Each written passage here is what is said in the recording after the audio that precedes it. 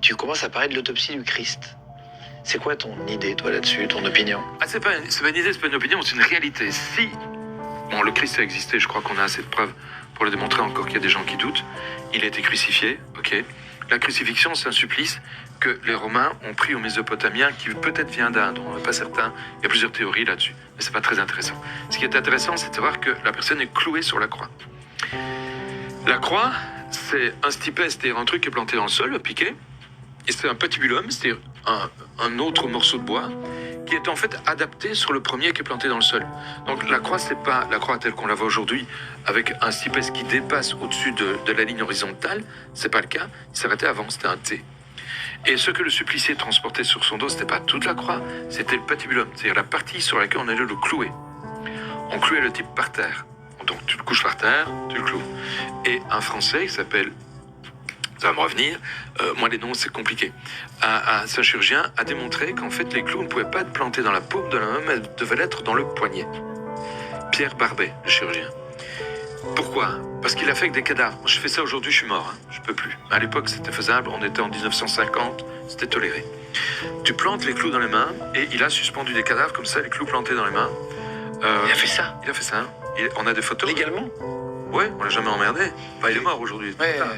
Et son petit-fils m'a contacté il y a pas longtemps. Je vais rentrer en contact avec lui pour voir ce qu'il a encore de son grand-père. Ça vaut la peine. Enfin là, je fais le Christ, ça fait un moment.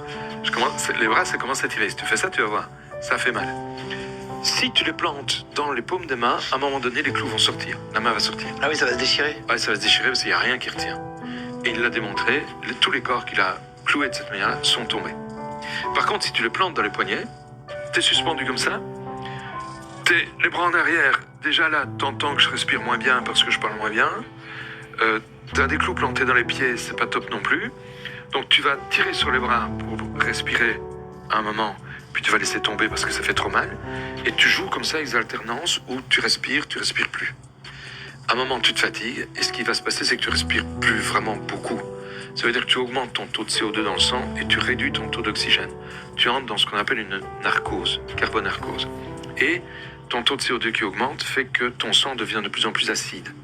Ça s'appelle une acidose respiratoire. Acidose parce que le sang devient de plus en plus acide, et respiratoire parce que la cause de cette acidose, c'est ta respiration qui ne fonctionne plus bien. Et ça, c'est mortel. Et on meurt de ça. Mais on meurt de ça dans des souffrances qui sont complètement atroces parce que, à un moment donné, ton taux de CO2 est tel dans le corps que ton corps se crampe. Tu fais une crampe, mais générale, de tout le corps. Tu as déjà eu une crampe au côté quand tu cours, ça fait mal de gueule, tu t'arrêtes, c'est plus continuer à courir. Et ben, c'est la même chose, mais pas seulement au côté, c'est tout le corps qui est en crampe. Ça fait un mal de chien, et c'est comme ça qu'on meurt sur la croix.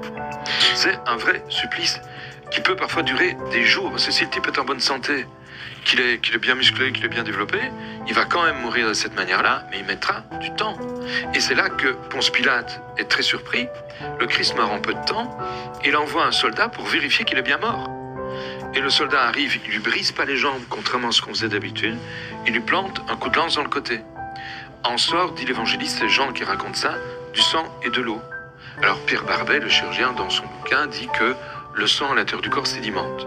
Ça veut dire qu'après la mort, le sang a la partie la plus lourde qui colle au fond, et la partie la plus légère, c'est l'eau qui surnage, tu vois. Ça fait du sang et ça fait de l'eau. Dans le corps, le sang ne sédimente jamais. J'ai autopsié des tas de personnes, il ne sédimente pas. Mais le Christ a ramassé plein de coups sur le corps. Et ça crée des lésions pulmonaires en dessous. Elle saigne pas, elle sointe. Et il sointe du liquide, il sointe du plasma. Et quand tu rentres ta lance, effectivement, tu as de l'eau qui sort, et puis du sang. L'évangéliste était là parce que pour le raconter comme ça, il doit l'avoir vu. Et c'est la seule chose qui est vraiment scientifique dans l'évangile, c'est ça, c'est le sang et l'eau qui sortent. Ça correspond pile poil à la mort. Oui, donc tu confirmes ça? Ah oui, tout à fait. C'est juste. Tu commences à parler de